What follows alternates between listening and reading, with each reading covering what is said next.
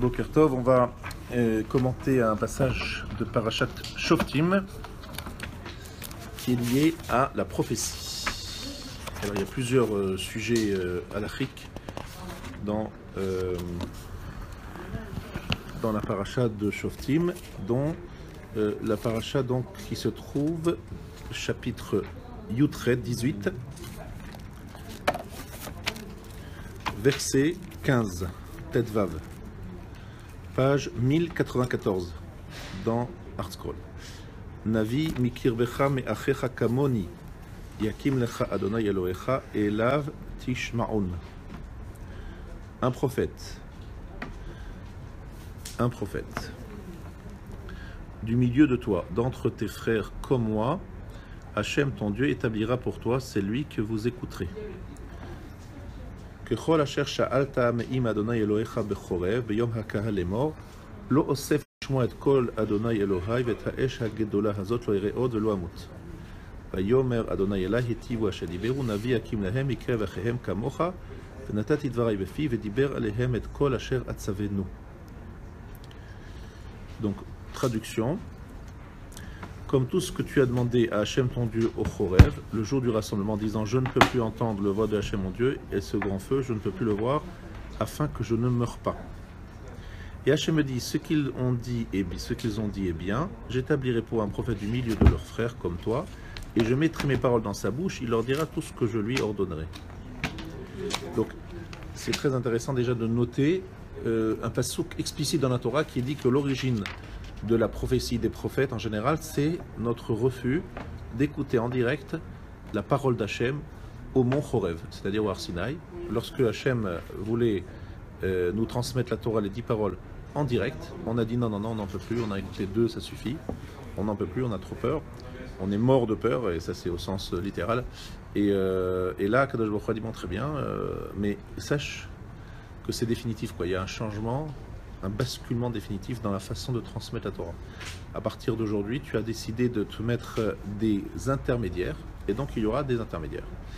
Le premier, ce sera Moshe, et il sera suivi par un certain nombre de prophètes qui vont le succéder, et qui vont être notre interface entre la parole de Dieu et le peuple. Et à ce moment-là, attention, Elav Tishmaun, tu as l'obligation de l'écouter. Et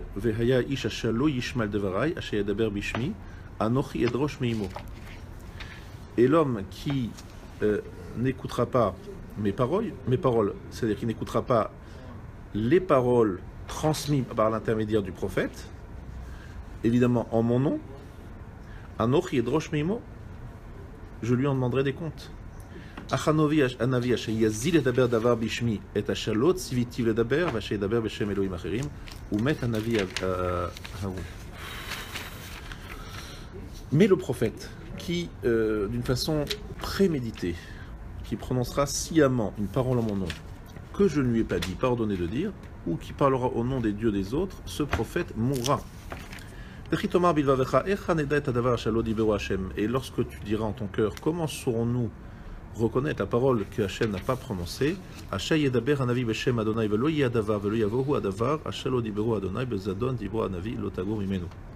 Si le prophète parle au nom de Hachem et que la chose ne se produise pas et ne vienne pas, c'est cela la parole qu'Hachem n'a pas prononcée, le prophète l'a prononcée sciemment, tu ne le craindras pas.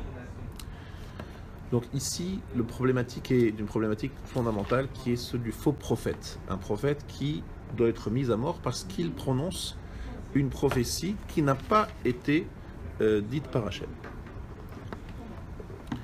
Et en l'inverse, un prophète qui parle au nom de Dieu, on a l'obligation absolue de l'écouter et de suivre ses indications. Et tout cela, cette existence même du prophète, c'est nous qui l'avons induite par le fait que nous avons demandé à Hachem, s'il te plaît, dis à Moshe, et Moshe nous le dira. Et c'est pas seulement Moshe, c'est toutes les générations jusqu'à la fin des temps.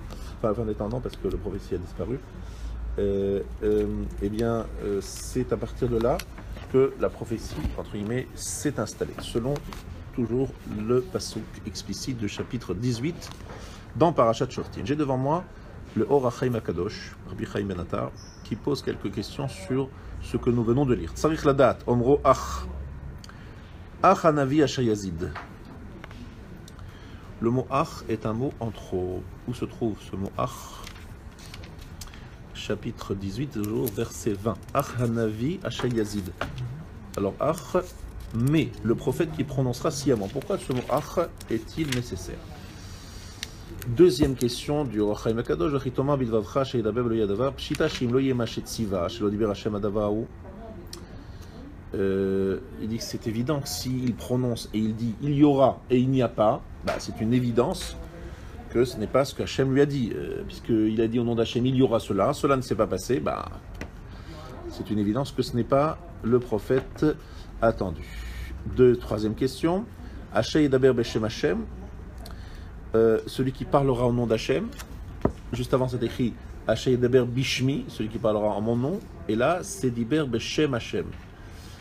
Différence d'expression. Une fois c'est Bishmi en mon nom et une fois c'est Beshem Hachem. Quatrième question. Hu Adavar. Shelo haya lomar ala lo dibur Hachem ani yodea shechozel adavar hu.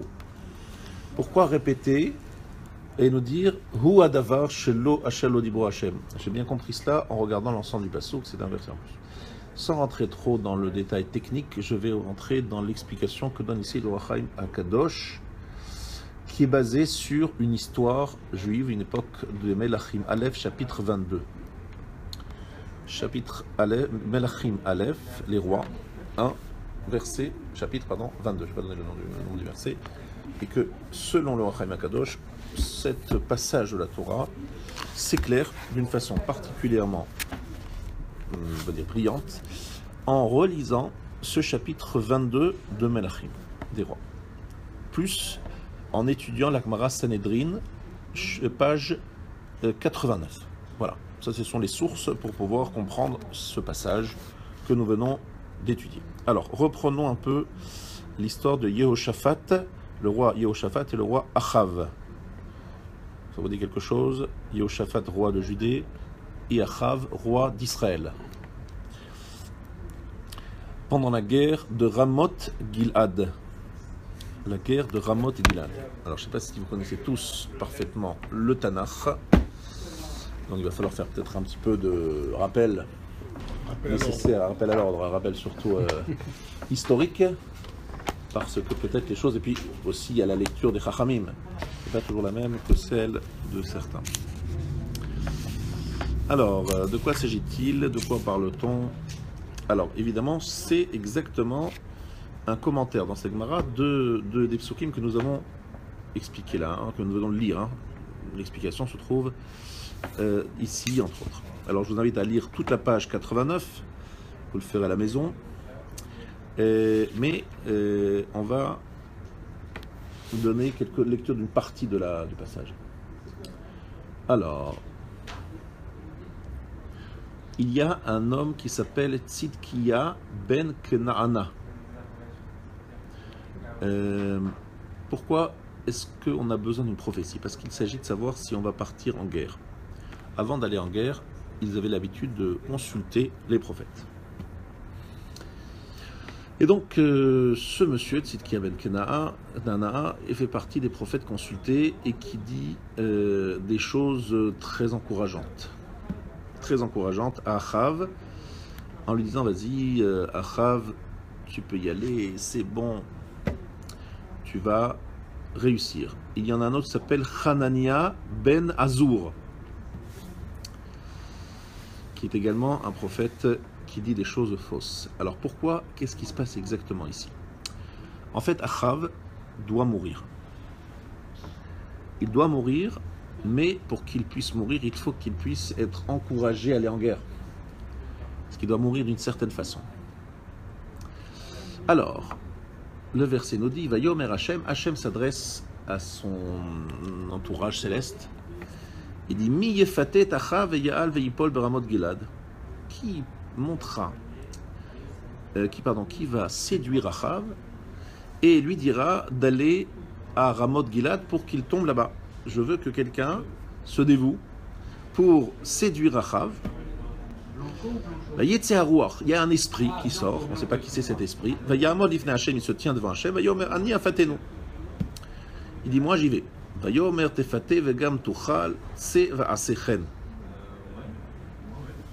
Alors, Donc il dit vas-y, Akadosh Baruch Hu l'encourage, il dit vas-y, séduis-le, tu vas y arriver, sors, fais cela. Alors le mot un peu étonnant c'est tsé, sort, c'est quoi sortir? Tu vas sortir d'où? Il n'y a pas vraiment de lieu là où on ne parle pas de sortir.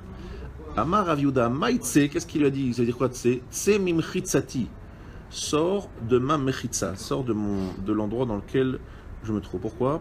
Parce qu'en fait, il va falloir qu'il utilise le mensonge. Or, chez Hachem, il n'y a pas de mensonge. Dieu dit que la vérité est rien que la vérité. Donc Dieu invite cet esprit à sortir, c'est-à-dire à sortir du périmètre de Dieu pour pouvoir utiliser le mensonge. Comme décrit le verset dans Tehilim, chapitre 100, Dover Shekarim, Loïkon le Neged Enai. Celui qui dit des mensonges, il ne peut pas s'installer parmi moi. À côté de moi. C'est pas possible, c'est pas compatible. Le mensonge et Dieu, ça va pas du tout ensemble. Chotamo emet. Le sceau divin, c'est emet, la vérité. Donc là, il s'agit de tromper Achav. Et pour tromper Achav, il faut utiliser donc là le mensonge. Mais c'est avec l'autorisation de Dieu, même avec l'encouragement de Dieu. Très surprenant. Très surprenant. Et donc cet esprit, Maïrouar, qui cet esprit? Amar Rabbi Yochanan Rucho shel Navot ha-Yisraeli. C'est l'esprit de Navot, le Yisraéli. Alors pas l'Israélite, ne faites pas trop de moi, c'est l'Israéli. Que se passe-t-il? C'est Achav qui a tué Navot. Et donc l'esprit de Navot est un esprit vengeur. Il veut se venger d'Achav qui l'a tué. Ruach, c'est l'esprit, ici évidemment on parle d'inspiration, il s'agit donc d'inspiration divine. Et ici il s'agit de cet esprit de Navot, et donc qui veut obtenir vengeance. Il veut être vengé. Il a été tué injustement par Achav qui voulait récupérer son champ, qui jouxtait son palais, bref, il voulait prendre ses biens. Et Navot n'était pas d'accord, et puis Navot a été assassiné par les sbires de Achav. Donc l'esprit de Navot cherche et demande vengeance. Donc Akadosh Baruch Hu lui donne l'occasion de se venger. Comment va-t-il se venger? C'est qu'il va inspirer donc une prophétie à quelqu'un qui va encourager Navot à y aller, à Achav à y aller, sachant que ça va être sa fin. Alors là-dessus, Havele le Midak. Alors une seconde. Le problème c'est que maintenant donc Tzidkia ben Kenaana est un faux prophète. Mais c'est un faux prophète malgré lui. Quelle est sa faute? Il a une révélation. Il a un rouar, un esprit qui vient de Dieu, qui lui dit, vas-y, dis-lui à Rav, c'est bon, vas-y, fais la guerre. Mais tout ça pour le tromper, pour le tuer. Est-ce qu'il a fait une faute? Est-ce que c'est un faux prophète dans le sens que la Torah nous parle ici? La Torah nous dit, si c'est un faux prophète, il faudra le mettre à mort, il faudra le punir. Est-ce qu'il a fait une faute? Eh bien, l'Agmara nous dit oui, il a fait une faute. Il est appelé Navi Sheker, un faux prophète. Pourquoi? Parce qu'il aurait dû comprendre que quelque chose ne tourne pas rond. Kede Rabbi Yitzhak, Damar Rabbi Yitzhak, Signon Echad, Ole le Kama Nevi'im, Ve'en Shne Nevi'im Mitnami Be Signon Echad.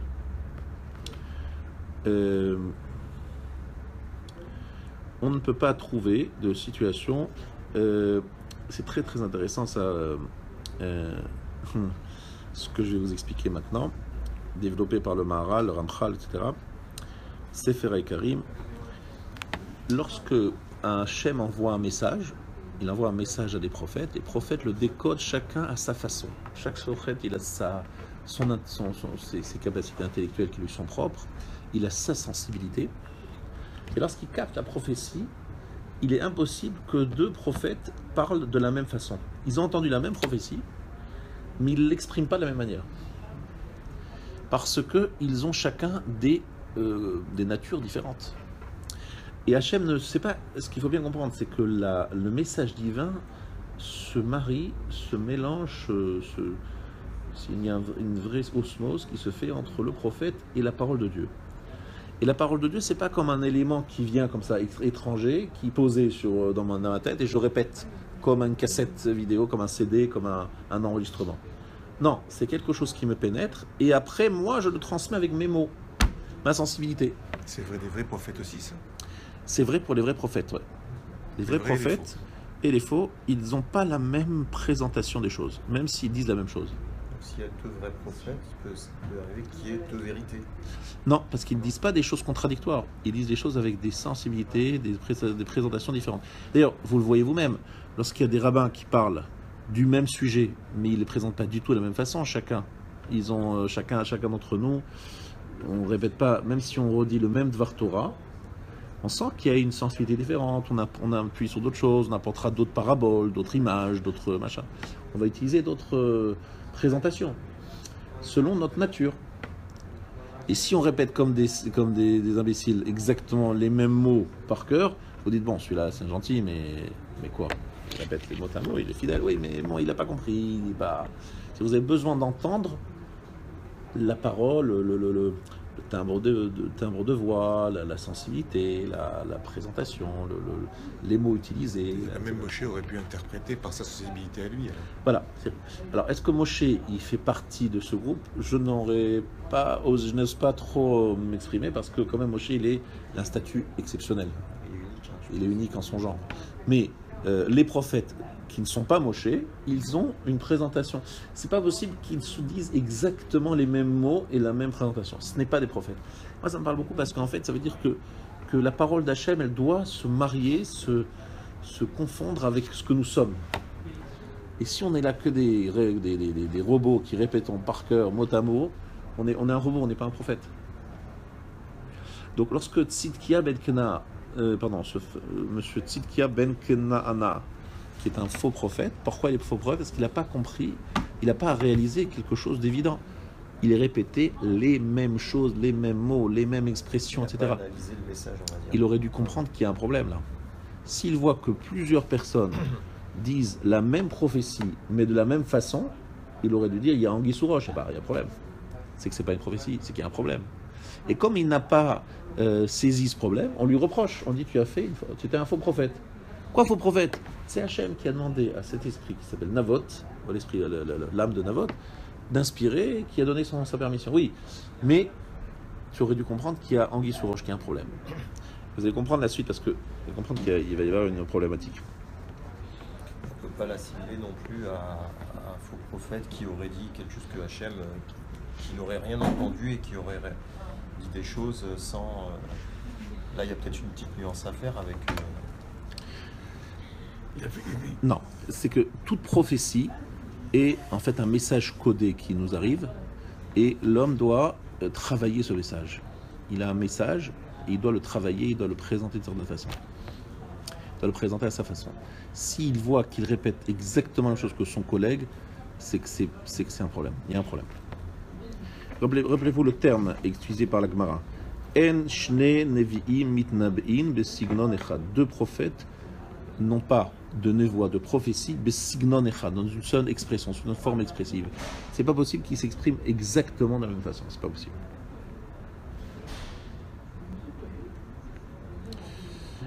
Oui. Ils étaient plusieurs à avoir prophétisé que Ahab doit partir en guerre.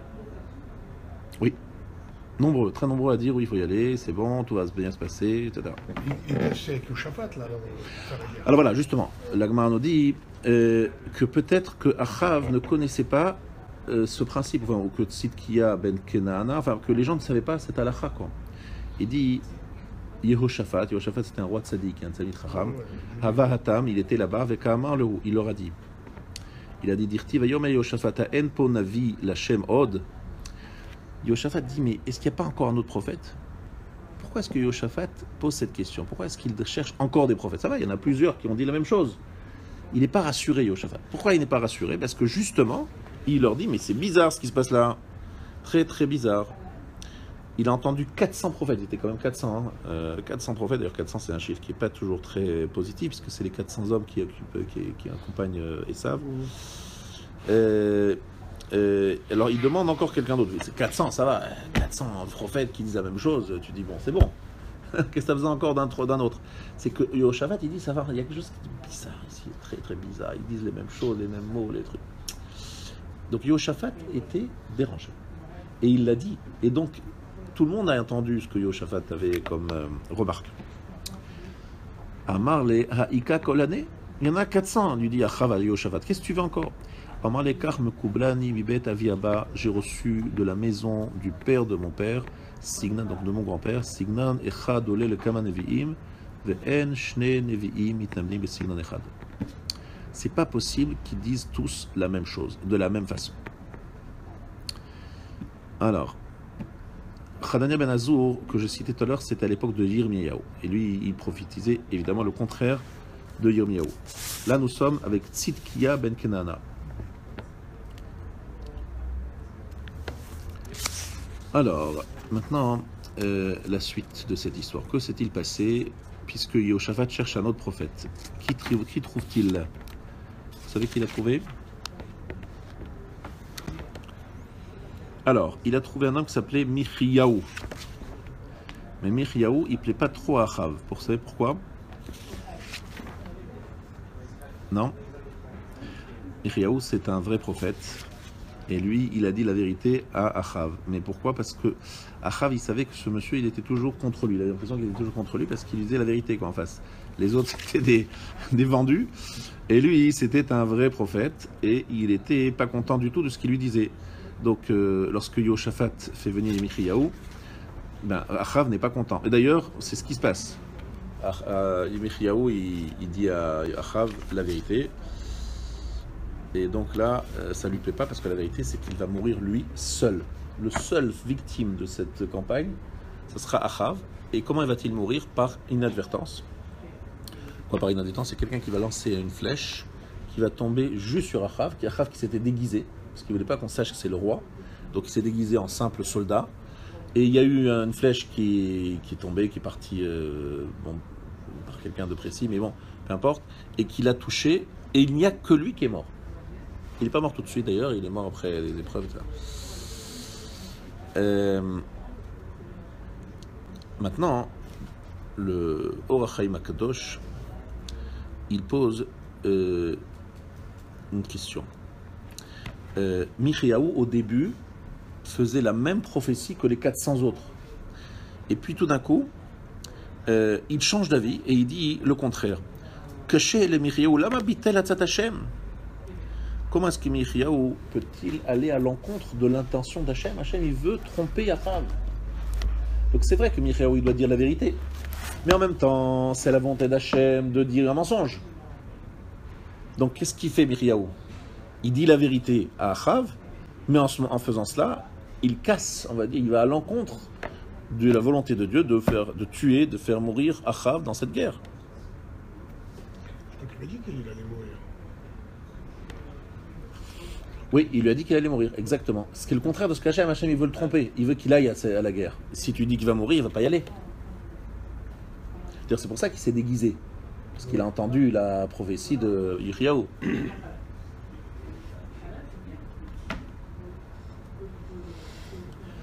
Alors, là-dessus, Or HaChaim HaKadosh, Rabbi Chaim Ben Attar, nous donne des explications.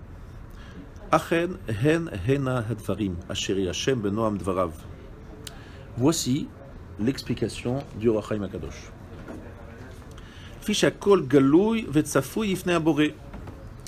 Tout était clair et évident pour le Créateur.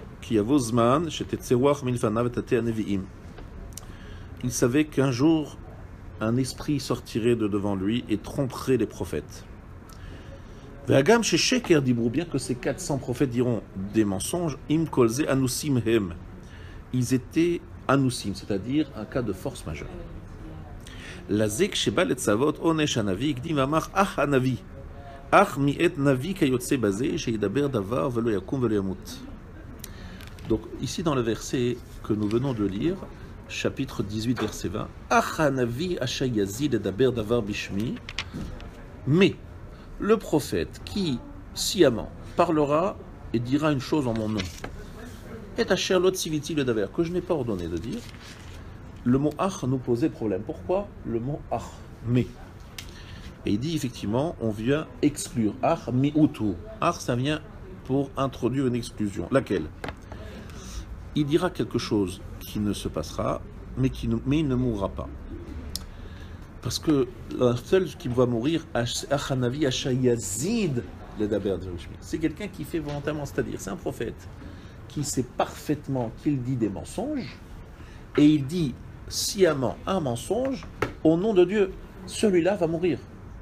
Mais le mot ach vient exclure un cas particulier, qui est celui dont nous venons de parler, où ce sont des gens qui ont été vraiment inspirés par Dieu, mais dans un but de tromper Achav. On utilise la prophétie pour tromper Achav, et là, ach vient réduire et dire exclure ce genre de prophète. Donc ce prophète-là ne sera pas mis à mort, parce qu'il n'était pas, c'était pas avec préméditation, c'est pas sciemment qu'il a dit comme ça. Parce qu'il a été trompé par Ruach Navot, par l'esprit de Navot, qui voulait se venger. Juste entre parenthèses, vous voyez combien la Torah donne à la vengeance un certain droit, quoi. En fait, c'est ça qui est intéressant, c'est que si ça se présente comme ça, pourquoi ça se fait comme ça? Parce que Navot a un droit, il a le droit de se venger. Il y a quelqu'un qui l'a tué d'une façon totalement, on va dire, injuste. Navot veut prendre vengeance et Dieu lui donne l'autorisation. Et même va utiliser des prophètes, il va leur faire croire des choses, alors qu'en vérité, tout ça pour donner à Navot le droit de réponse. C'est un sujet que l'on retrouve dans la même parasha de Shoftim, à propos de quelqu'un qui tue par inadvertance, où les vengeurs du sang, c'est-à-dire la famille de la victime, peuvent exécuter l'assassin qui l'a fait par inadvertance, si celui-ci ne se réfugie pas dans les refuges. La Torah encourage la vengeance. Quelque part, elle l'autorise et elle la légalise, mais en donnant des protections et des règles. Hein. C'est pas le western et Far West. C'est la paracha qui suit dans le chapitre 19. Qu'est-ce qu'il faut faire? Il va falloir mettre en place des villes de refuge, il faut qu'on aille là-bas, etc. Dans la ville de refuge, il n'aura pas le droit de pénétrer, mais s'il sort de la ville de refuge et que le vengeur le trouve, il pourra le tuer. S'il le met à mort, il ne sera pas tué lui-même. Donc il y a une vraie notion de vengeance. La vengeance, c'est quelque chose dont parle la Torah depuis le début. Le sang contre le sang. Mais à partir de quoi une personne se sent prophète? Alors la prophétie, effectivement, c'est quelque chose qui exige toute une préparation énorme, mais c'est quelque chose qui vient d'une façon qui ne laisse pas de doute. Il tombe inanimé, un peu comme dans un coma, tu vois. Et Hachem parle directement à son âme, et il est comme ça. Non, c'est quelque chose de très fort. Hein. Physiquement, tu ne peux pas te tromper. C'est pas. Alors, ça n'existe pas. Ne te trompe pas. Si un jour tu penses avoir une prophétie, sache que c'est pas vrai. Ça n'existe plus depuis le jour de l'accession d'Alexandre le Grand au poste d'empereur du royaume grec. Le dernier prophète est mort ce jour-là, il s'appelait Ezra. Ezra Sofer. Il est mort le jour de l'intronisation, du couronnement d'Alexandre le Grand. Et les Grecs, ça représente la chokhma, c'est l'intelligence, c'est la sagesse, il n'y a jamais eu, il n'y aura plus dans le monde des sages aussi grands que les sages d'Athènes. De l'époque d'Alexandre le Grand, c'était une sagesse que les chachamim eux-mêmes admirent, mais dangereuse. Donc on passe de la névoa à la chokhma. C'est le thème de Hanouka dont on parle chaque année. Mais avant cela, effectivement, le prophète, il avait une révélation qui le tétanisait. Hein. Tombé raide comme ça. Maintenant, il y a beaucoup de conditions pour être prophète, etc. Si tu veux étudier à fond le sujet, je t'invite à lire l'introduction de Maïmonide sur la Mishnayot. Il rentre dans le détail de la prophétie. Et pourquoi n'y a-t-il plus de prophètes alors, depuis Ezra? Parce que Hachem met toujours en place un équilibre entre les forces du bien et les forces du mal. Tant qu'il y avait le Yetzer Hara, le mauvais penchant qui nous poussait à l'idolâtrie, il y avait, pour le contrer, la prophétie. Le jour où on a obtenu la disparition du mauvais penchant pour l'idolâtrie, Dieu a enlevé la révélation de la prophétie. Parce qu'il faut qu'il y ait toujours ce qu'on appelle la balance soit bien au milieu, qui est toujours le libre arbitre. Or, le Yetzer Hara, le mauvais penchant de l'idolâtrie, ne pouvait pas partir gratuitement. C'est-à-dire, Dieu a dit, bon, je vous enlève un gros dossier, une grosse difficulté, mais je ne peux pas continuer à vous donner les mêmes forces spirituelles, parce qu'à ce moment-là, tout est déséquilibré, vous serez des justes, des tzadikim, sans difficulté, c'est pas un problème. Mais si vous aviez un prophète qui vous parlait, messieurs qui sont devant moi, et je parle à moi-même, le Rav nous dit que nous ne pourrions pas résister un instant à la parole d'un prophète. Un prophète qui parle au nom de Dieu, ça n'a rien à voir avec la dracha d'un rabbin. C'est tellement impressionnant par la puissance. On sent qu'il est habité, ce monsieur, qu'il est habité avec cette puissance, quelque chose qui sort de lui, qui est tellement fort, qu'on ne pourrait plus faire de Averot après. On ne pourrait plus faire de Averot. Notre libre arbitre disparaîtrait. Voilà ce que nous enseigne le Rav plusieurs fois, nous a dit ça. Le fait de ne pas avoir de prophète qui nous parle prouve le niveau bas, le très bas niveau que nous avons. Mais, encore une fois, niveau bas peut-être, mais le libre arbitre, il est toujours là. Le choix est toujours là. L'important, c'est que le libre arbitre soit là. Il faut bien comprendre, les forces du bien, les forces spirituelles que Hachem nous donne, sont à l'équivalent. Aujourd'hui, si vous voulez que je vous donne quelque chose de très fort que l'on voit aujourd'hui, aujourd'hui vous avez une accession à la Torah absolument incroyable, comme il n'y a jamais eu, avec des livres traduits dans toutes les langues, des cours qui expliquent plein de choses, de la Kabbalah qui est vulgarisée pour donner aux gens un petit peu de goût, etc. Vous avez une accessibilité à la Torah qui est énorme, qui n'a jamais eu lieu. Une recherche, même de la plupart des gens, c'est le cherche de Torah. Et à l'inverse, vous avez une accession au mal, dans le sens sexuel en particulier, qui n'a jamais lieu, qu'on n'a jamais vu. Ça veut dire que vous avez un équilibre qui est respecté, vous voyez ce que je veux dire? Vous avez des puces dans lesquelles vous avez 55 000 livres, 80 000 livres, je pense que vous en sont aujourd'hui. C'est-à-dire une Torah qui est accessible comme n'a jamais été accessible. Mais vous avez aussi la possibilité de faire des bêtises dans le plus grande intimité de votre chambre à coucher. Personne ne le saura jamais. Il y aura toujours cet équilibre entre le bien et le mal. Toujours. Même Parce que sinon, ça ne peut... Mashiach. Alors, à la fin du Mashiach, à l'époque messianique, non. Parce qu'il y a un moment où le libre arbitre va changer de nature, totalement. À l'époque messianique. Mais jusqu'à l'époque messianique, c'est comme ça. Donc on verra toujours des forces du bien se développer face à des forces du mal qui se développeront malheureusement aussi. Le Ramchal explique ça. Oui, non, mais ça c'est une base du judaïsme. Hein, donc ici on a une situation incroyable. Donc il y a 400 prophètes et même Michaïou, non c'est pas Michaïou, Michaïou, c'est un peu difficile à traduire, à lire. Michaïou ben Imla, c'était le tzaddik de la génération d'époque. Et donc lui aussi au début il est dans le même esprit que les 400, puis après il change d'avis, les 400 aussi. Il n'y a que Tzidkiyahu qui reste toujours décidé à encourager Achav à y aller.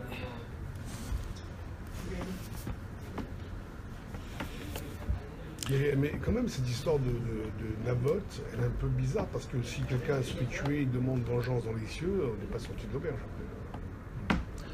Ah ben ça c'est clair que l'assassin il va pas lâcher le morceau. L'assassine, la victime, elle lâche pas le morceau. Elle lâche pas le morceau. Hein. Oui, mais Cherche ça veut dire que les choses peuvent venir, non pas de la parole divine uniquement, mais aussi des désirs des hommes. Si l'homme peut désirer une vengeance et qu'on le lui accorde, c'est un problème. On donne des facilités aux vengeurs de sang, ça c'est clair. On lui donne des facilités incroyables. Parce que le sang réclame le sang. Le sang réclame vengeance. Alors évidemment, heureusement aujourd'hui on a des juges et des prisons, etc. Sinon c'est effectivement le Far West. Mais il faut comprendre que c'est un droit, même vous entendez bien d'ailleurs, lorsque vous écoutez un peu ce qui se passe dans les médias, etc. Tout le monde ressent ce droit aux victimes de réclamer la justice, n'est-ce pas? On veut que justice soit faite. C'est un droit et qui est aujourd'hui codifié. À l'époque, ça ne se faisait pas avec soit la loi, c'était... Maintenant, Akadosh Baruch Hu n'autorisera pas n'importe quoi, on est bien d'accord. Il interdit de faire justice soi-même. J'ai bien précisé que celui qui tue par inadvertance et qui est sorti de la ville de refuge, c'est différent, parce qu'il n'a pas respecté ce qu'Hachem lui a proposé. Hachem lui a dit, voilà, tu as tué par inadvertance, va dans la ville de refuge, tu es protégé. Quelqu'un qui tue avec préméditation, eh bien lui, la famille, la vengeance ou pas? dans ce cas-là, la famille de la victime n'a pas le droit de tuer l'assassin. Par contre, elle a le droit de tout faire pour le traîner en justice, faire en sorte que justice soit faite à travers les juges. Mais elle ne peut pas appliquer la vengeance, etc. C'est interdit. Mais est-ce que c'est tuer par préméditation que de vouloir se venger? Oui. Ce n'est permis que dans le cas d'une personne qui a fait par inadvertance et qui est sortie de la ville de refuge, qui n'a pas respecté la protection qu'on lui a proposée. Voilà.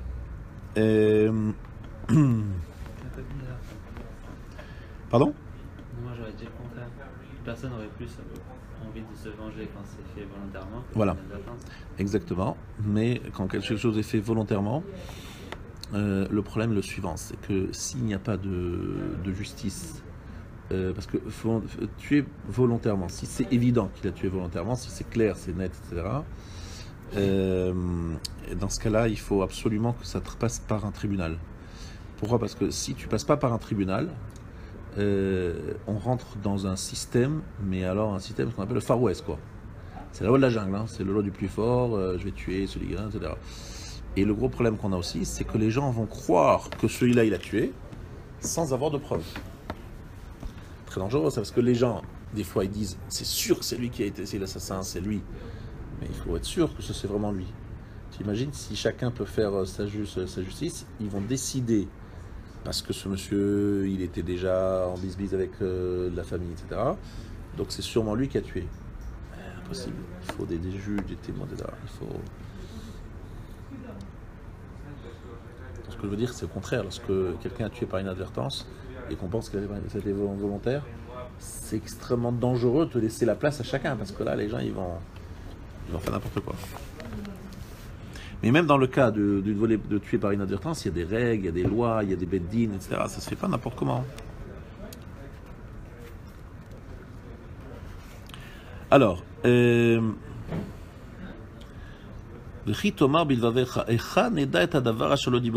le verset 21, et lorsque tu te diras dans ton cœur, comment saurons-nous que cette chose n'a pas été dite par Hachem? Alors, évidemment, la question est comment savoir, parce que dans le cas précis dont nous parlons, c'est un cas un peu particulier, il y a de la part d'Hachem un esprit qui est venu inspirer ces 400 prophètes. Et comment savoir que ce n'est pas véritablement la vérité?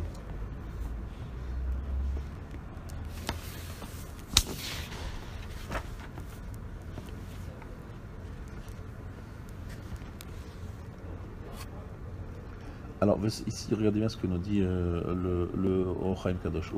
Rav la nefesh Adam, inyan michayu, qui bitrila lo iskir shem Hashem. Au début, michayu ne citait pas le nom d'Hashem. ולזה לא היה אומר אלא דברי הרוח עד שנתחכם יהושפט ואמר אליו אני משביעך אשר לא תדבר אליי רק אמת בשם השם.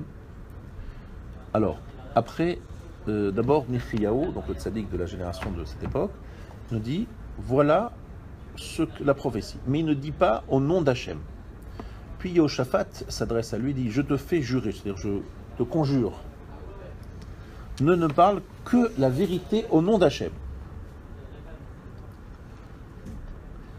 בזה ישוח מטעה תפנה מקום, וכן היה כשהזכיר אליו שם השם, הנביא בשם השם ברח לו נבות, והנביא האמת והמה שהוא. Il a la possibilité, le prophète, de faire une recherche, entre guillemets, GPS, pour savoir d'où vient la parole.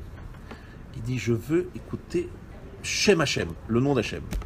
Et là, Michayahu comprend que ce qu'il a entendu, c'est Ruach Navot, l'esprit de Navot, ce n'est pas vraiment ce que Hachem pense et dit. Même s'il a autorisé Hachem Navot de se venger, parce que Hachem voulait se débarrasser d'Achav, parce qu'il méritait Achav d'être tué, mais ce n'était pas la vérité. Et là, Michayahu a pu comprendre de qui il parlait. Alors,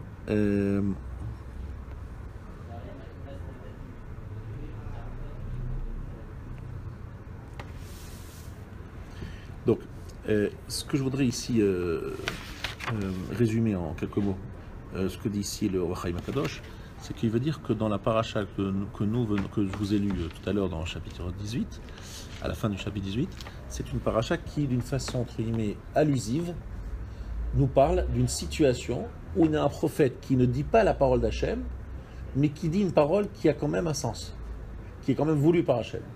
C'est que dans l'histoire juive, Akadosh Baruch Hu a autorisé un ruach, un esprit, celui de Navot, de tromper les prophètes, mais le prophète qui recherche vraiment à connaître l'origine, etc., peut se rendre compte qu'il y a ici Anguille sous roche. Et donc à cause de cette situation un peu ambiguë, particulière, il y a dans cette paracha un certain nombre de termes qui sont, entre guillemets, peut-être pas tellement à leur place, un peu bizarres, un peu anachroniques, parce que justement, il y a cette situation un peu particulière. Alors, ce que je voudrais ici vous expliquer pour vous donner un peu un... Qu'est-ce que je cherche à vous exprimer ici? Il y a ici, dans cette notion même de la prophétie, je vous ai dit tout à l'heure, une volonté de trouver des intermédiaires entre Akadosh Baruch Hu et Israël. Parce qu'Israël avait dit au mont Horev, au mont Sinaï, nous ne voulons plus écouter la parole d'Hachem. C'est trop dur, on est mort de peur.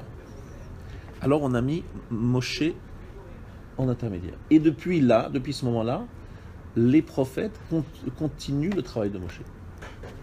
Les prophètes sont les intermédiaires, mais les intermédiaires qui utilisent la parole d'Hachem, mais qui la mélangent, fondent un peu avec leur nature. C'est-à-dire que les prophètes parlent avec leurs propres expressions. Le signon, ils ont un signon, une expression très particulière. Si vous voyez des gens qui disent tous la même chose en répétant les mêmes mots, vous dites c'est des gens qui n'ont rien compris. D'accord? Vous sortez d'un cours et vous demandez à chacun, bon, qu'est-ce que vous avez compris? Chacun va dire les choses un petit peu différemment. Mais la même chose, mais dit différemment, vous dites voilà, ceux-là, ils ont bien écouté le cours. Mais si vous dites exactement les mêmes mots que vous répétez sans changer une virgule, on peut se poser la question de savoir si vous avez vraiment écouté le cours, parce que peut-être vous êtes juste des enregistreurs, des robots enregistreurs. Vous n'avez pas vraiment pris le cours en vous, vous ne l'avez pas intégré. Et ici, c'est très intéressant, lorsque Michaïhu, comme tous les autres, dit voilà la parole d'Hachem, ils disent la même chose, exactement les mêmes mots, tout de suite, il dit mais qu'est-ce qui nous arrive là? On dit les mêmes mots, c'est pas une prophétie. Et après, il change d'avis, non. Il dit non, il y a eu une erreur là, je comprends ce qui s'est passé. Akadosh Baruch Hu voulait nous donner un enseignement très fort. Lorsqu'on écoute la parole d'Hachem, que ce soit un chiour, que ce soit une lecture personnelle, que ce soit une réflexion personnelle, il faut bien comprendre qu'on doit malaxer, mélanger cette parole d'Hachem avec ce que nous sommes. Pas que ça reste juste des paroles qui sont là, répétées de façon purement mécanique. Il faut vraiment que ça vous parle. Et si ça ne vous parle pas, mettez-le dans un coin de votre tête, ne l'effacez pas. Tu devras donner ces choses sur ton corps. Pourquoi sur ton cœur? Parce que dans ton cœur, c'est pas possible. Parce que des fois, tu n'es pas sensibilisé, des fois ça ne te parle pas, des fois tu ne vois pas de quoi on parle. Mais il faut les garder sur son cœur parce que des fois, un jour, on comprend. On a une sensibilité qui change parce que, par exemple, on a une difficulté dans notre vie ou bien au moment où on rencontre une joie dans notre vie qui fait que notre cœur s'ouvre et si les paroles sont sur le cœur, elles rentrent. Si elles n'étaient pas sur le cœur, elles ne rentrent pas. C'est qu'on n'est pas toujours prêt à entendre. Vous comprenez? Il y a des jours où on est prêt, des jours où on n'est pas prêt, des moments où on est prêt. Il faut que ça soit sur le cœur. Mais en même temps, il faut se rendre compte que si on répète machinalement des paroles, c'est qu'on ne les a pas comprises vraiment. Il faut vraiment qu'on intègre des choses. Donc aujourd'hui, ce qu'on a vu, c'est qu'il y avait quand même une notion très intéressante de vengeance, entre guillemets, donnée par Dieu, même reconnue par Hachem, avec une certaine légalité. Et Achav va donc suivre l'avis des prophètes, mais en même temps, il va tenir compte de celui de Michaïhu et il va se déguiser. Mais quoi qu'il arrive, finalement, il va mourir quand même. C'est qu'on veut échapper à la volonté de Dieu, on n'y arrive pas. Mais à la fin de sa vie, il s'est rendu compte finalement, il avait du mal, il n'arrivait pas à entendre la vraie parole d'Hachem, il avait du mal à l'écouter. Hachem l'a tué d'une façon où toute sa vie finalement, toute sa vie, Achav n'a pas été fidèle à la parole d'Hachem. C'est un personnage assez étonnant. Je ne sais pas si vous avez étudié sa vie, Achav, c'est quand même un personnage qu'il faut approfondir parce que c'est pas juste un roi méchant, un roi idolâtre. C'est un roi qui en même temps parle avec Eliyahu Hanavi, quoi. C'est pas rien, quoi. Si Eliyahu Hanavi lui parle, etc. Il a des fois des moments de tchouva, puis après il revient. il a fait des choses catastrophiques et terribles, et en même temps, il y a quelque chose en lui. C'est peut-être pas la personne telle qu'on le comprend aujourd'hui. C'est très difficile d'évaluer pour nous des gens qui parlent à des prophètes. Pour nous, parler à un prophète, c'est quelque chose qu'on n'imagine pas. On se demande comment on peut dire à Yirmiyahu, comment on peut tuer. Yeshayahu est aussi assassiné, Zacharie a été assassiné, Zacharia. Comment on peut assassiner des rabbinim, quoi, des Gdolei d'or? Voyez-vous, assassiner Rav Ovadia Yosef, je sais pas, pardon. C'est grave que tu es Zacharia? Non, non, c'est pas grave. Non, je donne des exemples. Zacharia, c'était beaucoup plus tard. Plus tard, ouais.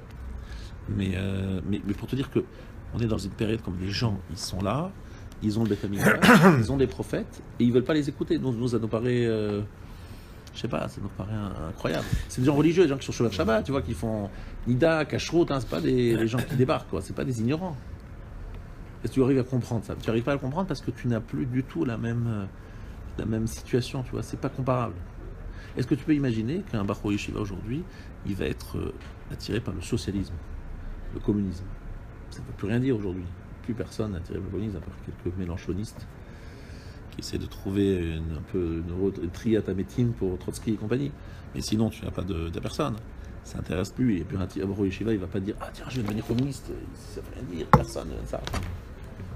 Mais ce qui me surprend un petit peu, c'est que la notion de vie et de mort sont entre les mains de Dieu.